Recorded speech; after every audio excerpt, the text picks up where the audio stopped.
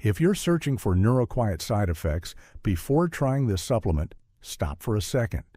Because most people only ask one question: is NeuroQuiet natural?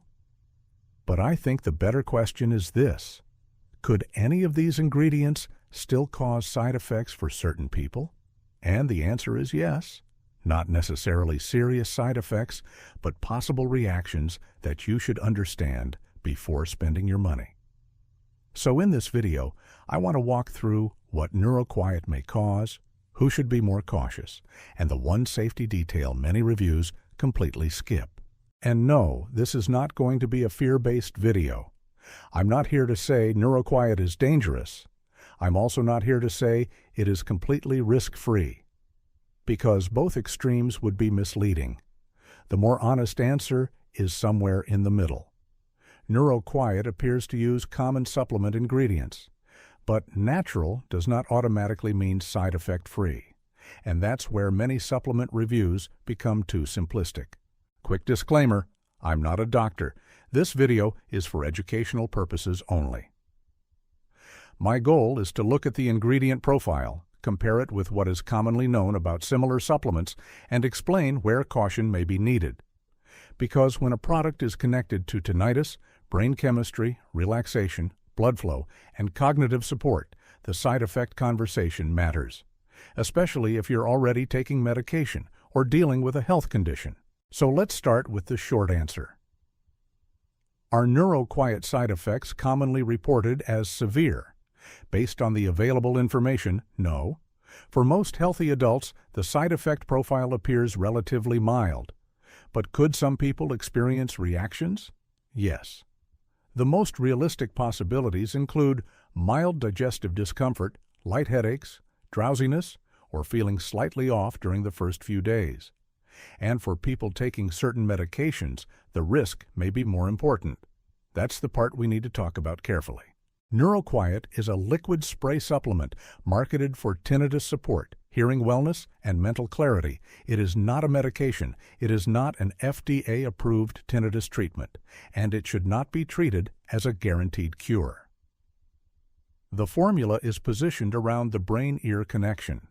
That means it appears to target things like relaxation, neurotransmitter balance, circulation, stress, and cognitive focus. And that explains why side effects can vary from person to person. Here's the important point. A supplement does not need to be harsh to cause side effects. Even common ingredients can affect people differently. One person may feel calmer, another person may feel sleepy, one person may tolerate it perfectly, another may feel digestive discomfort. This doesn't automatically mean the product is bad. It simply means your body chemistry matters. And with NeuroQuiet, that matters even more because several ingredients interact with relaxation, circulation, or neurotransmitter pathways. The first ingredient worth mentioning is GABA. GABA is associated with calming activity in the nervous system. That makes sense for a tinnitus support formula because stress and overactive neural activity are often discussed in tinnitus conversations. But here's the catch.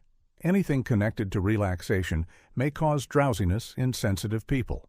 Some users may feel calm, others may feel slightly sleepy. And if someone is already taking anti-anxiety medication, sleep aids, or sedatives, this becomes more important. That doesn't mean GABA is automatically dangerous. It means it deserves caution. Another calming ingredient often connected with NeuroQuiet is L-theanine. L-theanine is commonly used for calm focus. Many people tolerate it well, but again, calming does not always mean neutral. For some people, it may feel relaxing in a good way. For others, especially when combined with other calming substances, it may contribute to drowsiness or lower alertness. So if you are sensitive to supplements that affect mood, relaxation, or sleep, this is something to pay attention to, especially during the first few days. Magnesium is another ingredient worth discussing. Magnesium plays a role in nerve function and relaxation. But one of the most common side effects of magnesium, especially at higher doses, is digestive discomfort. That can include loose stools, stomach upset, or mild cramping. Now, this depends heavily on the dose and the form of magnesium used, and that's one limitation with many supplement reviews. If the exact dosage is not clearly disclosed, It's harder to compare the formula with research doses or safety thresholds. Now let's talk about one of the most important ingredients from a safety perspective: ginkgo biloba. Ginkgo is often used for circulation and cognitive support, but it is also one of the ingredients people should be more careful with. Why? Because ginkgo may interact with blood-thinning medications. That includes medications like warfarin and other anticoagulants. So if someone is taking blood thinners, has a bleeding disorder, or is preparing for surgery, this is not something to ignore. This is one of those cases where speaking with a healthcare professional matters. L-tyrosine is another ingredient that deserves context. It is involved in the production of neurotransmitters like dopamine and norepinephrine. That is why it often appears in supplements for focus, stress, and mental performance. But this also means people taking certain neurological, psychiatric, or thyroid-related medications should be careful. Not because L-tyrosine is automatically unsafe, but because anything connected to neurotransmitter pathways should be handled more thoughtfully when medication is involved. This is where a natural supplement can still become complicated. This is one of the biggest mistakes people make with supplements. They only ask whether the ingredients are natural, but they don't ask whether those ingredients fit their personal situation. A healthy adult with no medications may have a very different risk profile than someone over 60 taking prescriptions. The same product can be low risk for one person and inappropriate for another. That is why blanket statements like "completely safe for everyone" are not responsible. No supplement should be described that way. So, who should be more cautious with NeuroQuiet? People taking blood thinners, people taking anxiety medication or sleep aids, people using neurological or psychiatric medication, people with cardiovascular concerns, pregnant or breastfeeding women, anyone under 18, and anyone with sudden, worsening, one-sided, or pulsatile tinnitus. If your tinnitus is new or changing quickly, don't make a supplement your first step. Talk to an ENT specialist or audiologist first. For healthy adults, the most realistic NeuroQuiet side effects are likely to be mild. Things like mild stomach discomfort, lightheadache, drowsiness, feeling slightly different during the first few days, or no side effects at all. Some people may tolerate it perfectly, others may decide it is not for them. And that's normal with supplements. The key is to start with realistic expectations and pay attention to how your body responds. If you ever try NeuroQuiet and notice unusual symptoms, stop and reassess.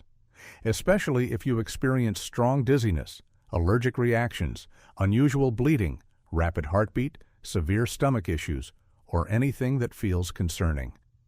Do not try to push through serious symptoms just because a product is natural. Natural does not mean risk-free. And if you already have a medical condition, the safest move is to ask your healthcare provider before starting. That advice may sound boring, but it is the most responsible advice. One more important safety point. If you decide to try NeuroQuiet, use the official website only. Not because this is a sales pitch, but because supplements are one of the categories most affected by counterfeit products online. Third-party marketplaces may sell outdated, altered, or unauthorized versions. And refund policies usually only apply to purchases made through the official source. So if you are going to test it, at least reduce the risk of receiving something questionable. The official website is available in the description. So, what is my final take on NeuroQuiet side effects? For most healthy adults, the side effect profile appears relatively mild. The ingredients are common in the supplement world, and there is no strong public signal suggesting serious side effects at typical use. But that does not mean everyone should take it casually. The main concerns are medication interactions, individual sensitivity, and unrealistic expectations. So I would summarize it this way. NeuroQuiet may be reasonable for certain adults to consider, but it should not be treated as completely risk-free, especially if you take medication, have a chronic condition, or have tinnitus symptoms that need medical evaluation. If this breakdown helped you, let me know in the comments. Would you still try a supplement if the side effects were usually mild, but the medication interaction risk was unclear?